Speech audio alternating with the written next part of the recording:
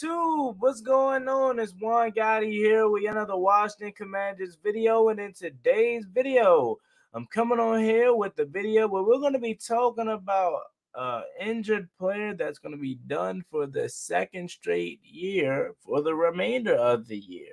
And we have another Chase Young update, and we also going to finally get to the preview of the Houston Texans versus the Washington Commanders, as it is currently 2 p.m. on a Saturday. So I hope your Saturday is going well. I did a late night upload yesterday. I was gonna make this another late night upload, but I may make this a regular 3:30 upload like I normally do. I don't know yet, but we'll see. But before we get into today's video, I want to ask that you guys go down below, leave a like on this video, subscribe if you're new, and turn on post notifications so you get notified when I upload a video about the NFL. Or in this case, our Washington Commanders. We're on the road to 5,000 subscribers, so hit that subscribe button again if you haven't already. Thank you so much. We're ever so close to it, so please do me a favor and hit that subscribe button. Lastly, don't forget to check out my new morning show that goes live every Monday, Wednesdays, and Fridays, normally at 9 a.m., but this Monday we're going to try something a little bit different, and we're going to go a little bit earlier at 7 a.m. And if we get a lot of people in there at 7 a.m., we may do a call-in show, and you can call in and talk about the Commanders or anything sports related. It's going to be that radio show that you listen to on your way to work, at work, or whatever you're doing in the morning. Top of the morning show hosted by Juan Gotti. Check that out. The link's down below in the description. Thank you so much, and let's get straight into today's video. Oh, lastly, I'm sorry about that. I want to give a huge shout out to my man right here. His name is Dylan Benson. Shout out to Dylan Benson. I want to kick the show off, or video rather, giving a huge shout out to Dylan Benson for the donation that he made.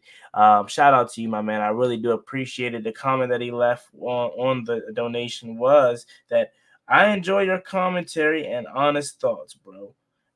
Appreciate that, Dylan Benson. It really means a lot, and thank you so much, and I appreciate it, and thank you again. And this is what I do, man. My honest opinion. This is what I do. I keep it real about this team, and I'm glad you enjoy it again. Thank you so much, Dylan Benson, for the donation. Now let's get into today's video. So we're going to kick things off talking about J.D. McKissic. So as we know, J.D. McKissic has missed the last 3 games dealing with the neck injury. The same neck injury that he, sustained last year that made him miss the final 6 games or 5 games of the season, rather. Last year, he sustained it again, or he re-injured it again, or he reactivated again. And now this time, he is going to be going on season-ending IR. And that is a big blow to this offense. Now, the reason why I say it's a big blow to the offense because his presence is still need to be felt. Although this year he really wasn't involved in the offense as much.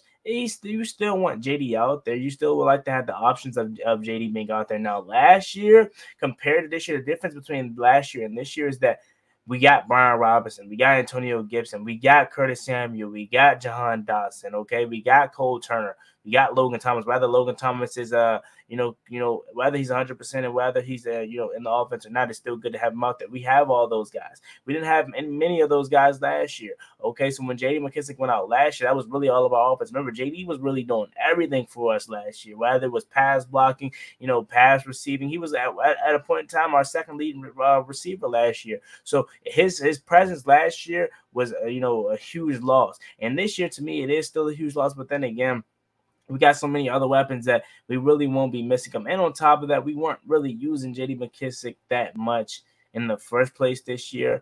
Like I said, anytime I hear a neck injury or anything dealing with, J.D. McKissic, especially because he's a repeat offender of a neck injury, I start to look just past football at a point in time. Okay, I need him to be okay and be able to function post-football. Okay, this may be something that could possibly end his NFL career. And as bad as that sounds, as much as I hope that doesn't happen, and I wish he's okay, that could seriously be a thought, because a neck injury, we've seen countless players go out from a neck injury, whether it's Chris Samuel or Ryan Shazier. Just so many players' careers cut short due to neck injury. So I just hope he's okay.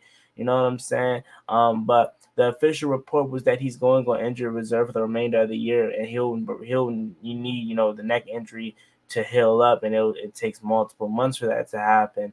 So I hope JD McKissic is okay, and I'm hoping for the best. But again, I just hope he's okay post football. I hope he's able to continue his career. But man, please take it into consideration, man. You know what I'm saying? Look at all the options, bro, because your life is much more than just football. But prayers up for JD McKissic and hope for a speedy recovery. Then moving on to the next topic, Chase Young. Like I told you last night, he's not playing. Okay, they basically came out and said yesterday that he's still not, like he's still not, comfortable, or he still doesn't look comfortable to them.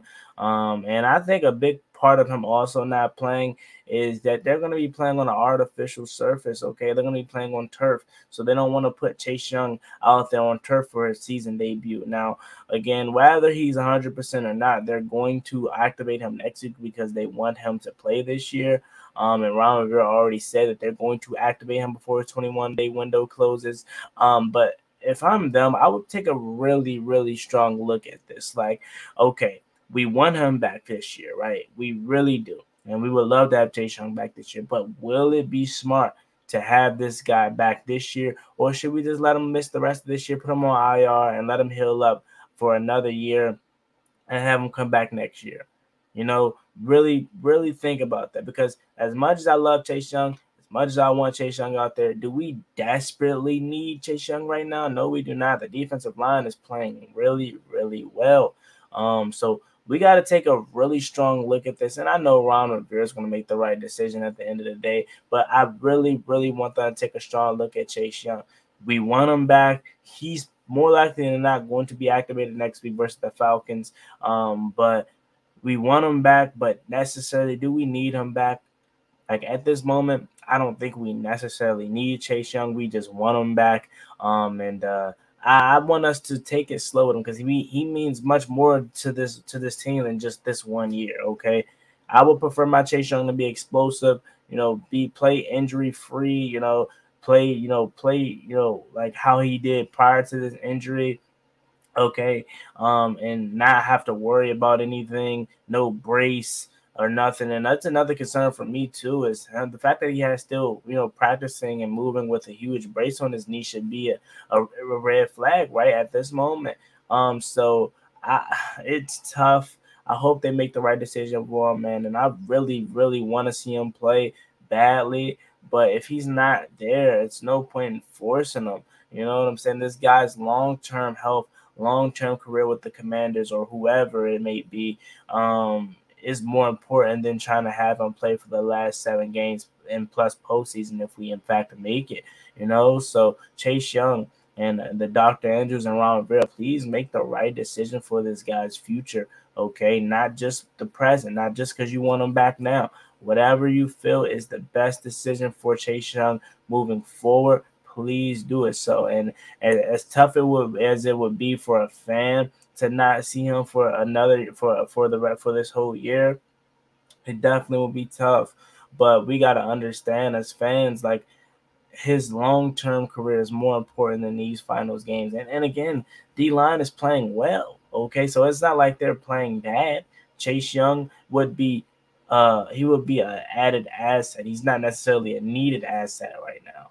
Okay, we don't necessarily, like I said, need him. Like, we're not dying for his presence. Okay, Jonathan Allen, Deron Payne, Casey Toohill, Montez Sweat, James Smith Williams, they are all balling right now. So we're fine without him. Okay, so just please do whatever is right for the guy, man. If he doesn't look well, and I'm starting to really think he doesn't look like that good, because every week now we've been hearing, yeah, he's expected to make his debut, and then we get later in the week and he's not quite ready. Then it's like, man, come on, what's up with him? You know what I'm saying? Like, we went from seeing him, running and cutting and doing exercising and stuff on the knee. I believe it was the Packers game. They showed a clip of a pregame of him working out, to now you hear every week at the start of the week, you hear, yeah, he's making good progress and he might play this week. And then you get to Friday and it's like, oh no, he's not quite there yet. And again, a big red flag for me was when I heard Jack Del Rio says he's okay.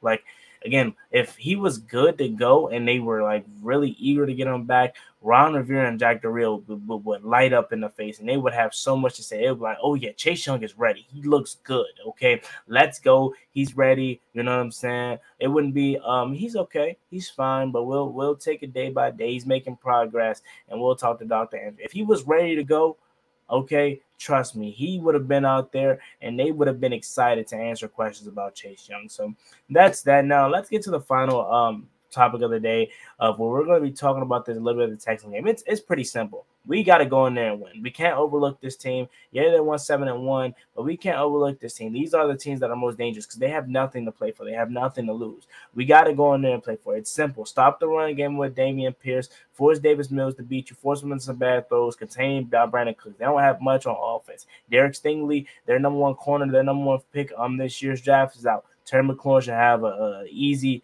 and a big day tomorrow. So that's it. Don't have much to say. Washington is going to win this game. They should win this game.